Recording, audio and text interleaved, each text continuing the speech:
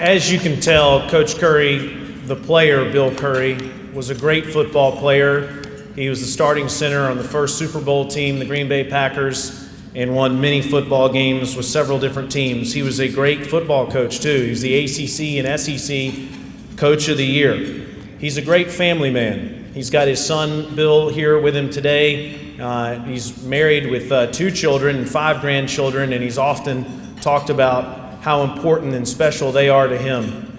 The 2 things, though, that I'd like to talk about before we bring up Coach Curry today is, number one, how he's always been a man of integrity, never compromised his integrity. I think, as somebody that grew up in Alabama and that was in the stands on January the 1st, 1990, watching Coach Curry's Alabama team play the Miami Hurricanes, and I think back to how flashy those Hurricane teams were. There was a receiver for Alabama that day named Prince Wembley that caught a pass over the middle and tried to act like he also was a Miami football player. And Coach Curry grabbed his face mask and brought him to the sidelines and said, "Son, that's not the way we play here."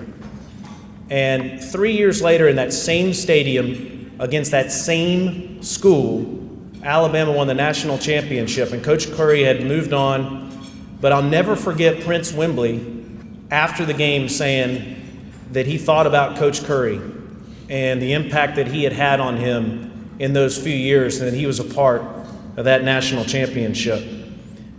The thing that will stick with me most, though, about Bill Curry is what Chris Fowler told me sitting at the same table a few weeks ago when he said, "Who's speaking here next?" And I said, "Bill Curry." And he said, "No one can communicate the brotherhood of football better than he can." And I have to play this audio clip for you before we bring him up to give a great example of that.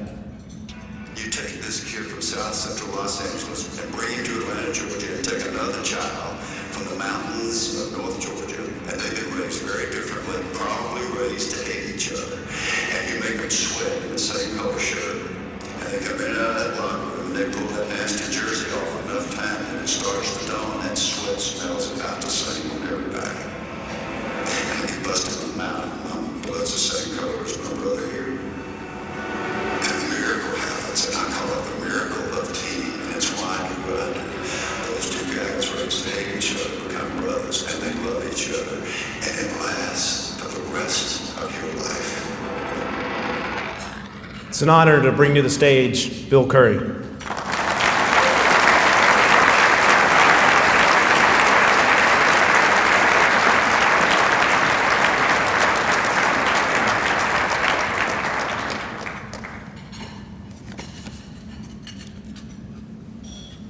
Wow, I'm exhausted. I'd like to thank whoever compiled the film. I got whipped on every single one of the blocks.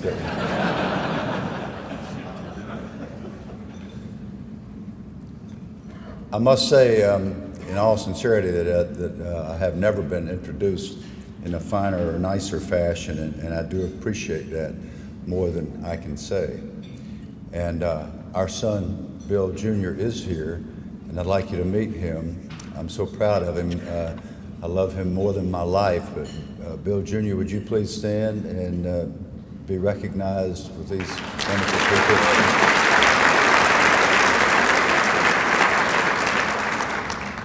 He and his wife, Kelly, are the parents of the 4 greatest male grandchildren in the history of the world. They're all perfect, 16, 14, 5, and 5 months. And they live in Waxhaw, and Charlotte has been a very gracious and welcoming community to that part of our family, and we appreciate that. I got some other good friends here, a former teammate of mine at the Baltimore Colts, Jeff Beaver. Where are you, Jeff? A North Carolina graduate. Jeff, stand up over here. Jeff was a very good quarterback. He just happened to be in Baltimore when we had Johnny Unitas and Earl Morrill, and that was a pretty tough competition. Also here today is Jimmy Thompson. Where's Jimmy? Would you stand up, please? Jimmy is a longtime friend. His father and my father worked together at a company called Diversified Products, and they together helped build that into the #1 barbell manufacturer in the world. And so Jimmy, it's great to see you, and you give my love to your dad.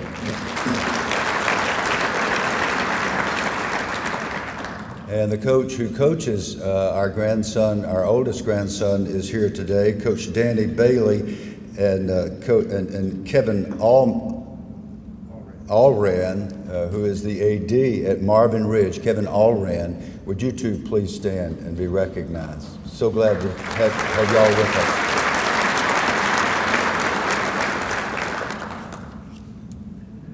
One of the privileges I have in traveling around the country and speaking to clubs like this is to have the opportunity to extol the virtues of our great coaches and to talk about the good stuff that happens in football. And since I have some newly acquired humility to go along with the rest of my life, humility begins to creep in a variety of ways. I'm not sure that anything other than grandparenthood can instill the kind of humility that we have now. You learn humility from those babies. Our 5-year-old grandson, Brett, is a whirling dervish. He is constant motion. He's incredibly bright naturally. All our grandchildren are incredibly bright. And he sees me as a large toy, so that when I walk in the house, come on, they call me Bo. I was named Bo by our first grandson when he was an infant, and we have no idea why that is, but I've been Bo for 16 years. So as soon as I walk in, Brett grabs me. Come on, Bo, let's go. We're going to play. We're going to play Minecraft. We're going to play a video game. Last time I walked in, he said, come on over here, get your ass upstairs. We're going to play Minecraft. I said, what? Now, bear in mind, he's got 2 teenage brothers. We have an excuse. I said, don't you ever speak to me like that. You treat me with respect. You want me to do something with you? Yes, I'll play Minecraft with you, but you're going to treat me with respect. You're going to say please and thank you. He thought just a second. He said, okay, get your ass upstairs, please.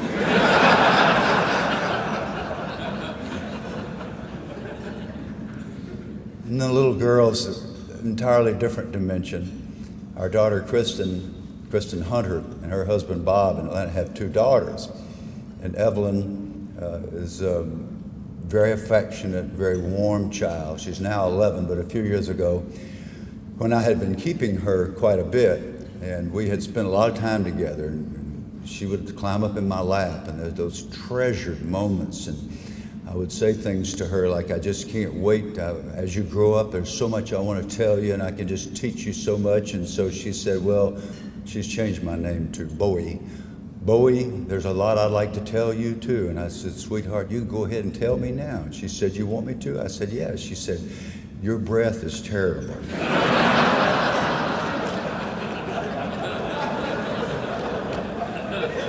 So when I say grandparenthood has brought humility, I meant exactly that. I had no intention of being a football player. Had it not been for the most intimidating human being in the history of the world, Coach Bill Badgett, College Park High School, I would not have been a football player, because my intention, I had 2 goals in life. Number 1, to marry Carolyn Newton. This is in the 6th grade. And number 2, to pitch for the New York Yankees. I told my father, I'm going to marry Carolyn Newton. He said, you're in the 6th grade, son. I said, I don't care. Somehow I'm going to marry Carolyn Newton. Well, she was obviously the most beautiful and the prettiest and the smartest girl in our little town. My dad said, that's the greatest idea you've ever had. Is she aware of your plan? I said, no, not yet. She's taller than me. She was 5'2", and I was not yet. The other goal was to pitch for the New York Yankees. By the way, it took me 6 years to get a date with that beautiful girl, but we just celebrated our 50th anniversary.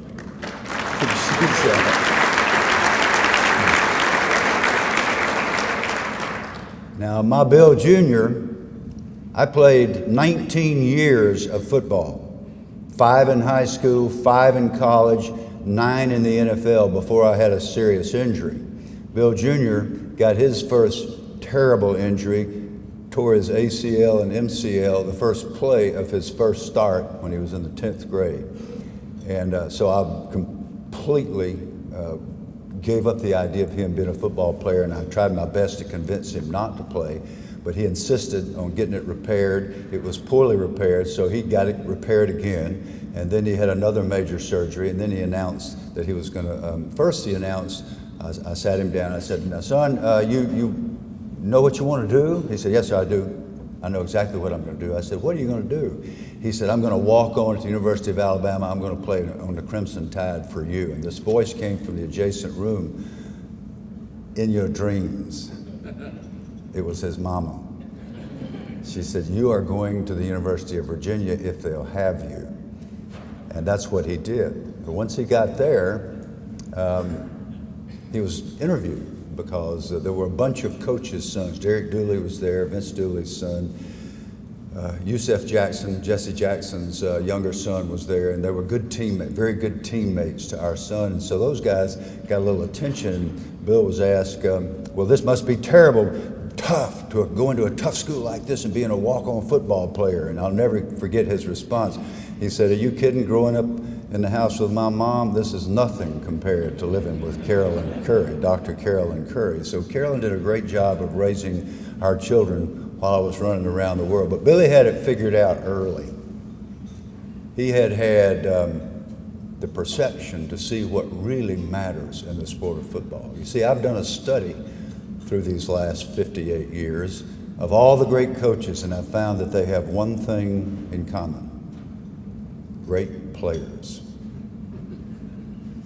When he was 10 years old, he had already figured this out. The first day he went to football practice, he came home and he had some tears streaming down his cheeks, and he had a couple of bruises. And I said, what happened, son? He said, they lined me up with Jason. He's 13 years old and I'm only 10. They made us lie on the ground with our feet together, and they blew a whistle. We had to jump up and run into each other. And I said, well, that's fine. That's football. That's what everybody has to do. He said, yeah, but he killed me. He knocked my helmet off, gave me a headache, embarrassed me in front of the whole team. I said, here's my great opportunity. I'm going to coach our son. I said, next time you go to practice, you ask for Jason. You put your feet together. When that whistle blows, you be off your feet quicker than he is, and you bend your knees. You stick him in the sternum. You pick him up. You drive him over on his back, short, choppy steps, bull neck. You don't put up with nothing. You don't ever give in. He listened carefully, looked me in the eye. So a few days later, we were going to lunch together over at our training camp at Georgia Tech, and I said, son, you're going back to practice? He said, yes, I am. I said, you learned something from your first experience? He said, yes, sir, I did. I said, tell me what you learned. I couldn't wait for him to give me back all that great coaching and all the metaphors and all I had told him. He said, you want the truth? And I said, yeah, tell me the truth. He said, I've decided that I want Jason on my side. 10 years old. He had already figured it out. Great coaches have great players, it's true, but they have something else. There's a certain magic.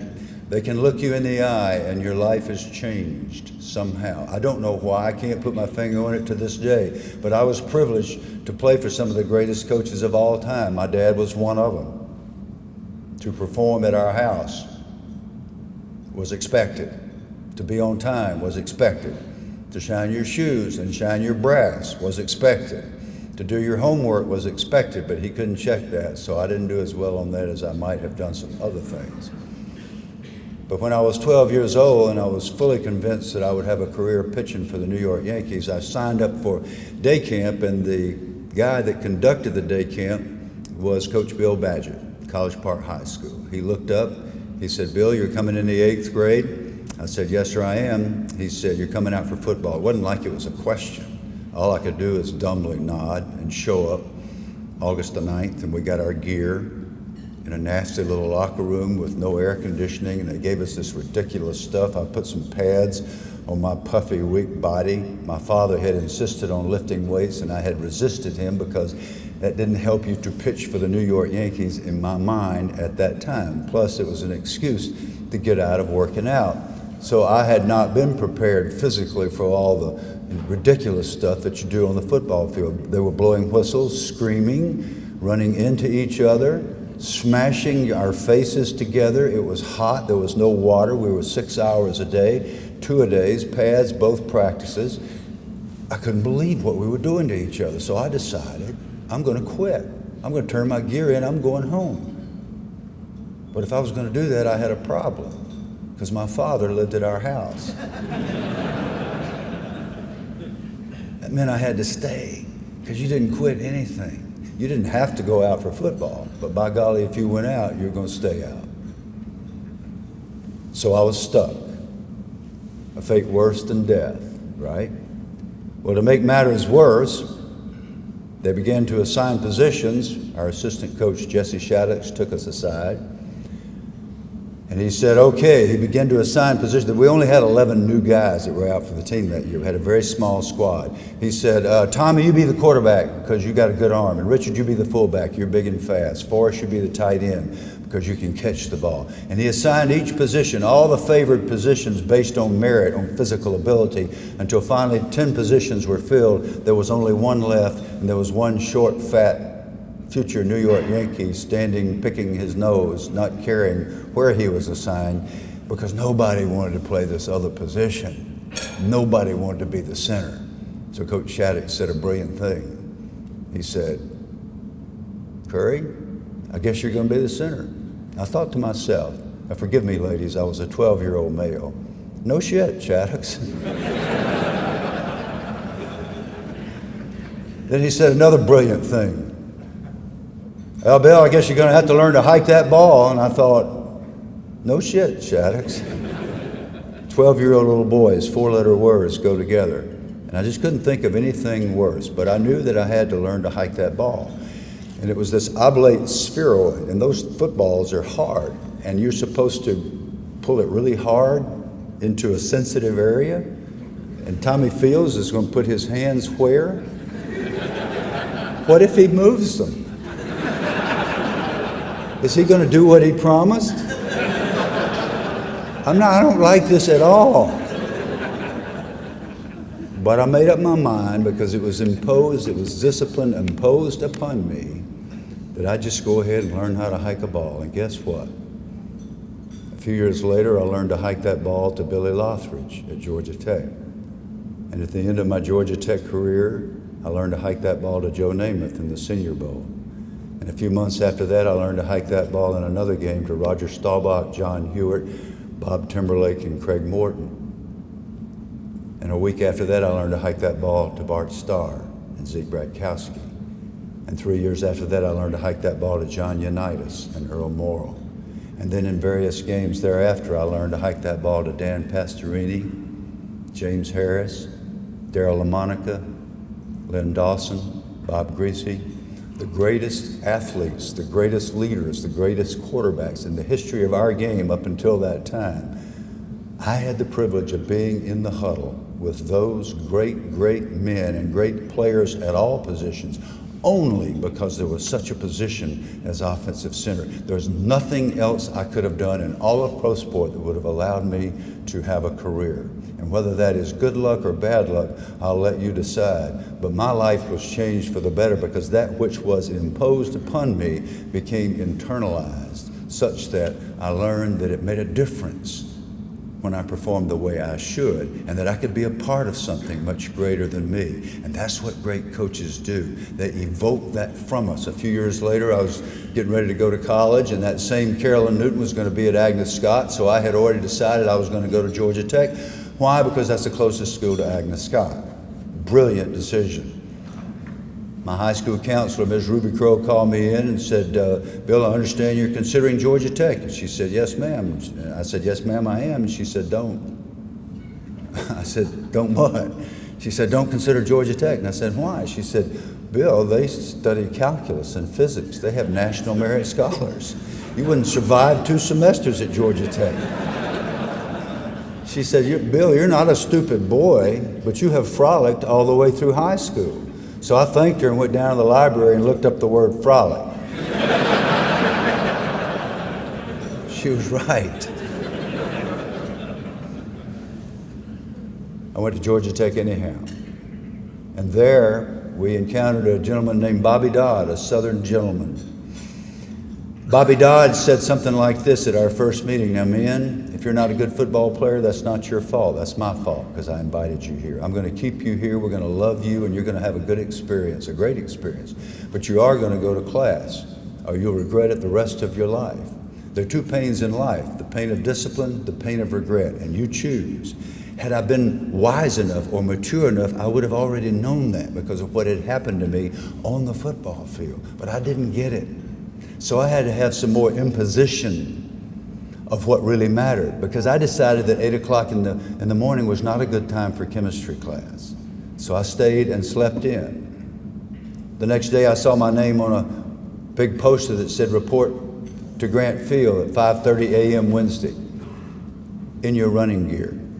So I met a very happy assistant coach named Dick Inman who ran me up and down those west stands till I couldn't stand up. About the 50th time I gagged and running through my own vomit and self-pity and tears, I decided that chemistry at 8 o'clock in the morning was a wonderful thing.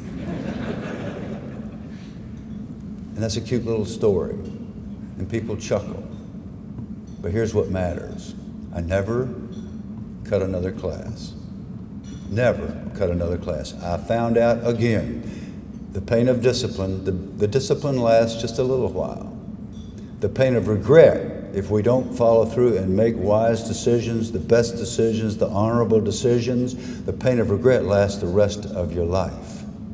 When you don't do things the right way, when you take the easy way out, you're reinforcing habits that are going to accompany you wherever you go. When you do take the right course, when you do the right thing for whatever reason, and you do it over and over and over such that it becomes internalized, that which is forced upon us becomes a part of our very being, such that we do the right thing, because when we come to a moment of truth, we're going to do what we've been doing, because we are above all creatures of habit. After we left the gentlemanly Bobby Dodd, we went about 1,000 miles north, and there was a guy named Vince Lombardi at the Green Bay Packers, and he was not Southern. The NFL had 20 rounds in the draft, and I was so excited about the NFL draft that I did not know they were having one. My brother-in-law called me on a Sunday morning and said, hello, Green Bay Packer, and I hung up on him because I thought he was messing with me.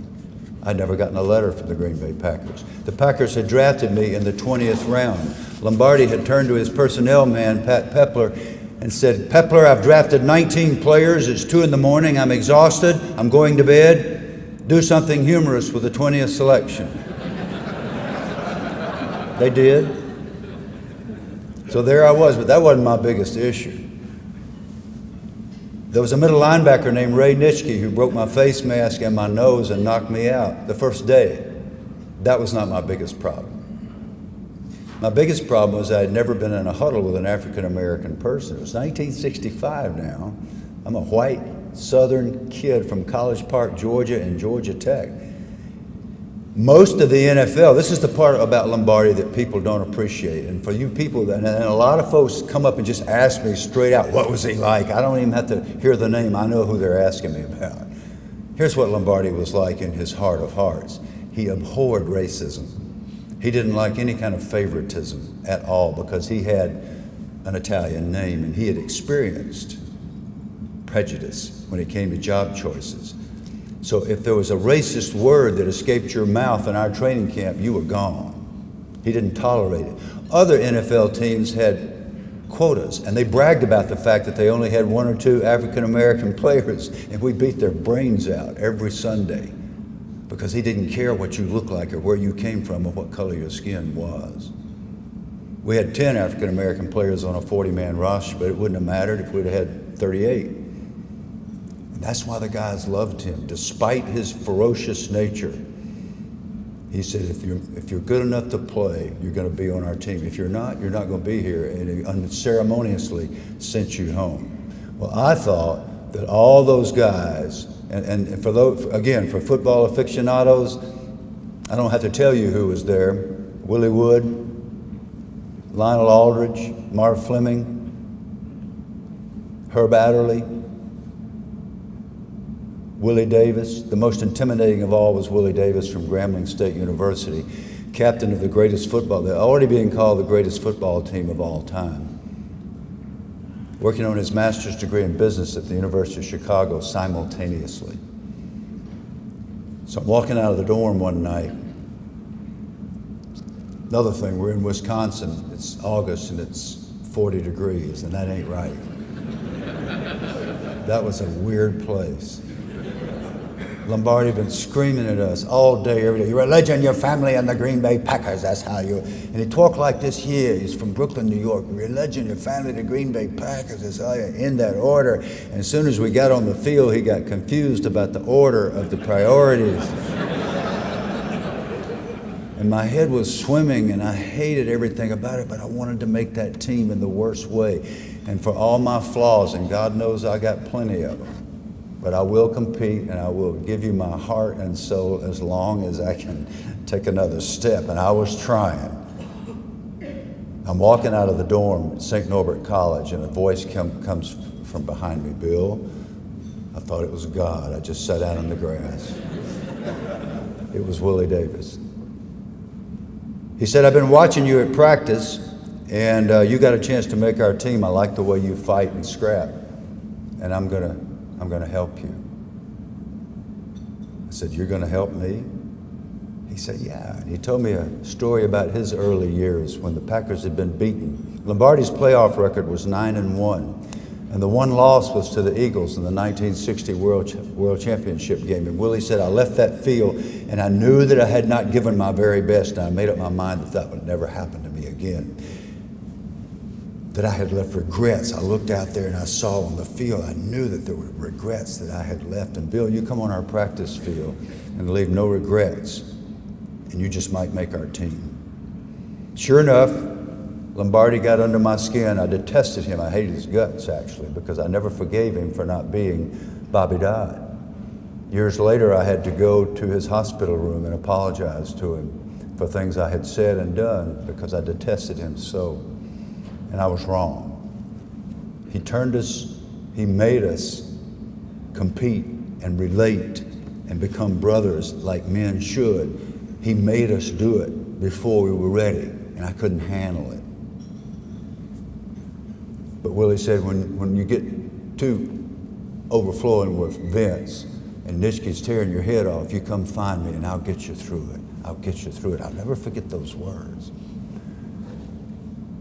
But sure enough, you know, we call him Feelgood, Dr. Feelgood. And Nitschke beat me up. I could never block him. Lombardi screamed profanity in my face and spewed saliva and such. And I wanted to quit. I wanted to cry. I wanted to be a baby. And I'd run find number 87 on the defensive side of the ball and say, how you feel, old man? How you feel? He'd say, feel good, man. You can do it. You can do it. So what did the great man do for the terrified kid from College Park, Georgia? He didn't just help me play in the National Football League. He changed my life. Because I could never look at a human being, any human being, again in the same way that I had. Years later, when I was very impressed with Bill Curry, by this time I had become the head coach at Georgia Tech. I flew to Los Angeles and I took Willie to lunch. He's a very successful businessman there. And I couldn't wait. I wanted him to tell me all about the great potential he saw in young Bill Curry and why he had spent extra time with me. So I said, Willie, look, just a curiosity, but what was it about me? I mean, what did you see that made you do that? You know what his answer was? I don't know. Hurt my feelings. I left there so disappointed. I wanted him to brag on me. You know what I figured out? He didn't know. He didn't care. He was just being the captain of a team. He didn't care where you came from or what you looked like. What a lesson. Guess who the speaker was? The first speaker in the new facility of the Georgia State Panthers in 2010, 45 years later. Guess who the first person was that spoke to our little team down at Georgia State when we were trying to start? The great Willie Davis, all the way from Los Angeles. That is a teammate. That is a leader. That is a great man. That kind of life forces an accountability from the rest of us that causes us to change. That's what great coaches, that's what great leaders do. The piece you heard about the huddle is where my heart lives. In that huddle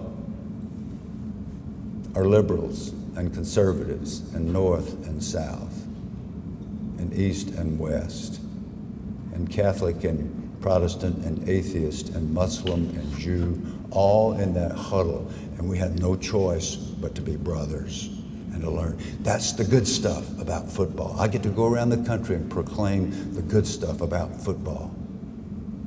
There's an anonymous poem that will not leave my mind. Not for a single night does it leave my mind when I lie down to go to sleep. I'm going to share it with you because it is a picture that I would love the United States Congress to hear today. A simple, anonymously penned poem. 6 men were trapped by circumstance in bleak and bitter cold. Each one possessed a stick of wood, or so the stories told. The dying fire in need of wood. The first man held his back, for of the faces round the fire he noticed one was black. The second man saw not one of his own local church and could not bring himself to give the fire his stick of birch. The poor man sat in tattered clothes and gave his coat a hitch. Why should he give up his stick of wood to warm the idle rich? The rich man sat and thought of all the wealth he had in store and how to keep what he had earned from the lazy, shiftless poor. The black man's face spoke revenge, and the fire passed from his sight. He saw in his stick of wood a chance to spite the white. The last man of this forlorn group did naught except for gain. Only to those that gave to him was how he played the game. Their logs gripped tight in death's still grasp was proof of human sin. They died, not from the cold without. They died from the cold within. They died, not from the cold without. They died from the cold within. A rhetorical question. What would have happened if Willie Davis had been seated at that fire, the dying fire? What would have happened if Nelson Mandela had been seated at the dying fire? What would have happened if Mother Teresa, if Helen Keller, if Wilma Rudolph? What would have happened if a true person of faith and a leader had been seated at the dying fire? You know what would, everybody would have lived. Everybody would prosper. That's where we are. On the athletic field, in business, in the family, in the arena. That thing about the huddle and coming together as brothers and sisters. We have women in the locker rooms now who are priceless as trainers, assistant trainers, managers, assistant managers. So we now have females that are equally important in our operations. When we come together, we can change the world. When we don't, we can destroy everything that we have stood for. Now, when you come to your moment of truth, I don't know how yours is going to feel, but I'll tell you how mine feels, how mine felt. When we had the privilege of being in those last-minute drives. One reason we love football is because we look out there and we're looking for heroism. We're looking for people that can suck it up when other people wouldn't. And I will tell you now that at that moment of truth, and we all have them, don't we? Or you get to choose between the pain of discipline and the pain of regret. I'm standing there, and I'm playing my 23rd football game in a row. I haven't missed a play. I can't breathe. I just got punched in the mouth by Deacon Jones. My nose is broken again. My ankle is twisted. I'm exhausted. I've lost 12 pounds. We got 1 minute and 41 seconds, one timeout. We got 80 yards to go. We're 4 points down. We got to have a touchdown. Let me tell you something. All that stuff you read about in the newspaper, that's not what I'm thinking. I do not want to win the game. I do not want another Super Bowl ring. I do not want a big contract. I do not want the praise of the public and the publicity that goes with fame and fortune. I want one thing. I want one thing deep in my gut with all my heart. I want to quit. I want to suck the oxygen. I want to go home. I want to die. I'm dying here. So I'm thinking, in my business, I don't have to leave the field to quit. All I got to do is turn my shoulders like that. And Joe Green runs back there and does what he does to quarterbacks. I don't care. I've already decided I'm quitting. About that time, this little voice, this still small voice that God puts in all of us, the little flame that never flickers, says, don't you dare. You move your feet, you keep your pads square, you keep your head up, you move your feet and you keep them off that quarterback. And then, still looking for motivation, I look at my brother next to me, and I know, because we've been there so many times together, because our coaches have driven us past the limits of our endurance so many, many times. I know what he's going to do. He's going to lay it on the line. And I cannot let him down. I cannot let him down.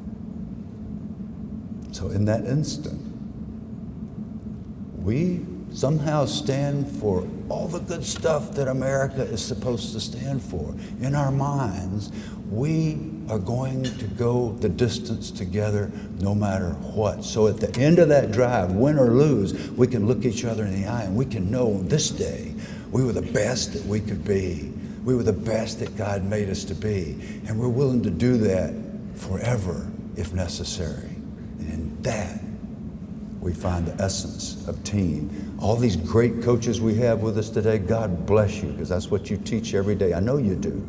And sometimes we're good at it and sometimes we're not so good at it, but when we're good at it, and these kids, whether they understand it while they're there or not, they will get it, and their lives are changed. And then our nation is changed, because that's what we stand for, loving each other regardless of our differences.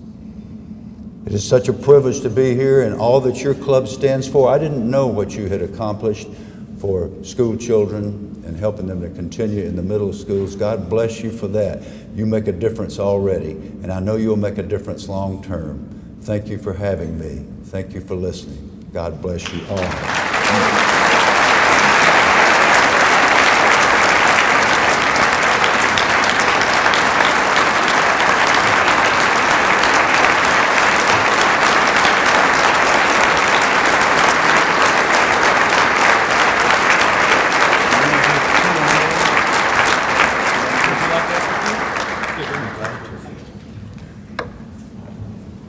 Thank you so much. I'll be glad to answer a few questions. I know a lot of people have to go. Y'all go ahead and leave. I'm used to it. I'm a Methodist. Our preachers go past noon, people start slipping out the back. We got time for a few questions if you want to.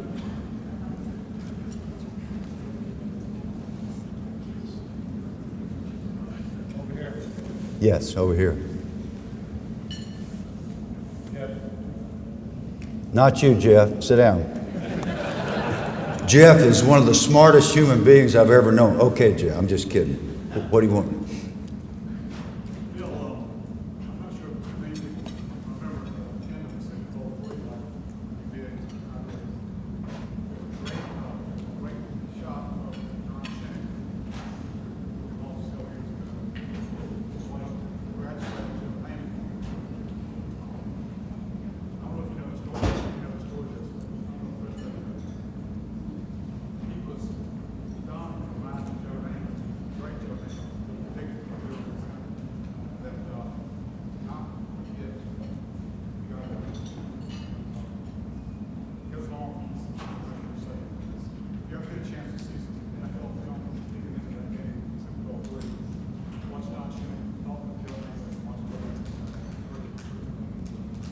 What Jeff is saying, for those that couldn't hear him, is that we had an incredible teammate named Don Shinnick, who was he was the real deal. He was a Christian without,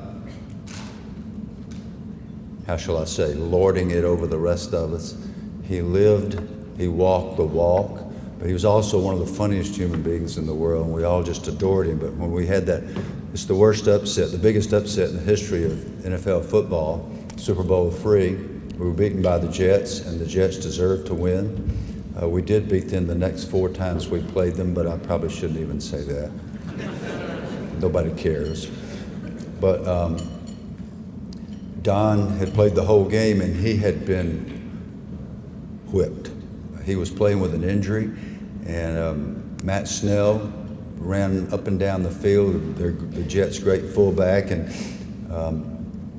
Don chases Namath, who's leaving the field in that very famous signature #1 thing, and Don stops him. And if you watch that film, you'll see him turn Joe's face and get his face. And he said to him, remember to keep the Lord first in your life. Joe told me later. Joe is a very good friend and a great guy himself. But for Shinnick to be able to even think that under those circumstances just is more than most of us. We don't. He's no longer living. We don't have him anymore. But he was wonderful. Is that what you're saying? And Jeff would remember those kinds of things because he has an encyclopedic mind. And there was another question from somebody in the same direction over here. No? Okay. Since you had the privilege of working with some of the greatest quarterbacks of all time, I know I might be putting you on the spot. Which one do you have the best memory, or which one was your favorite quarterback to work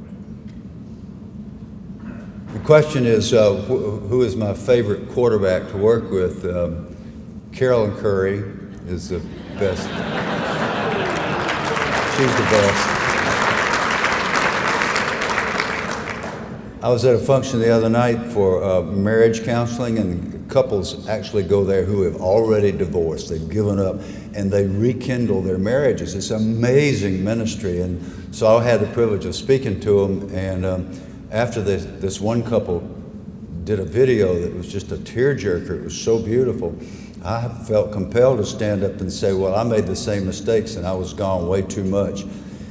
And I said to my girl, sweetheart, I'm retired now, and I know I was gone way too much. I've apologized to Bill Jr. 1,000 times and for not being around as much as I should have been, and I sincerely regret that. And so I felt compelled when I stood up after this video to say, you know, I made the same mistakes that we've seen here on this. And I said to my girl just the other day, honey, I know I was wrong, and I'm going to make it up to you. She said, fine, go get the Electrolux.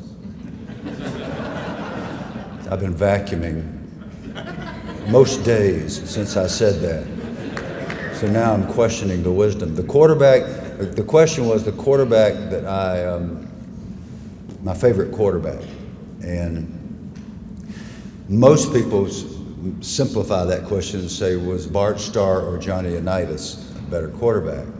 And it's obvious to anybody who studied the game that they're two of the greatest. I think they're the two greatest, but I am biased. I know that.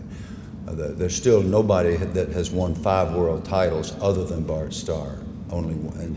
But I'm amazed by this thing where people think Super Bowl I was the beginning of football. We played football a long time before Super Bowl I happened. There were NFL championships prior to that, but here's my answer to the question. Unitas and Starr and Unitas were the best. I can't tell you which one was better, and if I could, I would not. That's the honest to goodness truth. I know this, and this is another thing that great coaches, great leaders have. When those two stuck their head in the huddle, when Bart or John stuck their head in our huddle, we knew we were going to win. More importantly, the opponent knew we were going to win. It was an incredible advantage. They just knew they were going to get beat, and people play different when they think that. And when your quarterback has done enough to make grown men, NFL players, respect them that much, it's a privilege to be in the huddle with them, and we would have killed to keep them from being hit. Okay, one more. Coach Curry, I was a student at the University of Alabama when you were coaching there, and was on the Spirit Committee and gained a tremendous amount of respect for you. I'm now working for Divine Health, and you talked about the injury that your son experienced when he was playing ball, and we're all very focused on keeping our children safe. In all the years that you coached and played ball, what sort of observations or lessons learned did you learn in terms of safety in players, and what we can all be doing better with our children? For those of you that have young children, playing, young kids, if you can go to practice, go to practice. If I had it to do over, I'd have been at his practices. Listen to what the coaches say. It can be the most uplifting thing in the world. It can be the most destructive thing in the world, because they will remember everything the coaches said. When Billy was 7 years old, we moved to Green Bay, Wisconsin. And this little Southern kid wanted to play hockey. Oh, he wanted to play hockey in the worst way. So we borrowed some stuff from Zeke Bratkowski, who had 2 boys, and we got him all decked out. And the hockey rink was right next to the Green Bay Packer practice field. So I came over, I said, Carolyn, you take him to practice. And I'm cleared, I'm okay to tell this now? Okay. So I'll come over after practice and we'll watch Billy skate around with the other children. So I get there and my Carolyn, who's always in control of everything, was out of control. She's running around. I said, where's Billy? He's not out there. She said, he's in the men's room and he's sobbing and I can't get him to come out, but I can't even go in there because it's the men's room. So I walk in this nasty men's room at Brown County Arena in Green Bay, Wisconsin, and there's our 7-year-old standing in the corner like this, and he's sobbing. And that was unusual because he was a tough, happy kid. And I said, what's up? What's going on, Bill? He's snuffling. I can't skate. Every time I go out there, I just fall down, and the other children laugh at me, and they can all skate so well. Well, I didn't know how to skate. I didn't know what to do. About that time, I'll never forget it. The door opens, and what I remember is some really old ice skates and some rolled up jeans, because I looked at the guy's feet. And I look up, and it's the assistant hockey coach in the youth league. And he nods at me to get out of the way. Fine, I got out of the way. He walks over to our son, and he holds out his hands. He said, Billy, there's nothing wrong with you. You just hadn't done this before. You come out on the ice with me, I will teach you how to skate so you can play with these other children. Would you let me do that? And when those little hands reached out for the big ones, I had to leave the room. And for the next 30, 40 minutes, we watched that wonderful coach take our child. He skated backwards, and Billy's holding his hands. And 2 weeks later, when that team took the ice, that little fella got to play. Many, many years later, after he was a dad, I called him and I said, look, I remember this story, and I was writing an article for an ethics magazine about what is a coach supposed to be. So I told him that story, and I said, do you remember that? And he said, no, I don't remember it, but he said, what I do remember is for a long time, hockey was my favorite sport. Now, if you'll get down on your knees in a nasty men's room next to the toilet and hold out your hands to a terrified child, you're a good coach. If you won't do that, you don't need to be working with our children. So find out what those coaches are teaching your child. Listen. And in the sport of football, be sure that everything they do is head up. Do not strike with the crown of your helmet. Do not strike with your face. Use your shoulder pads. Lives are being saved right now by the new legislation and the new rules. And yes, it's a mess, and it's causing all kind of problems with penalties. Guess what? I'd rather have these children alive than to have a game that we're all thrilled with so that we don't have too many targeting penalties. I don't care how many targeting penalties. If it saves our grandson's life or your son's life or anybody's life, it's more than worth it for us to sacrifice some of our craziness over violent collisions. And the people that are asking for that obviously don't have kids on the field. So pay attention to all those things if you can. And then also when he comes home, or she comes home, because girls are getting a lot of chances to play sports now, sit them down and say, how do you like being on the team? What's it like? How do the coaches talk to you? How do they address you? Do they treat you with dignity? Those are all things that parents can do. Thank you so much for having me here today. It's been a privilege.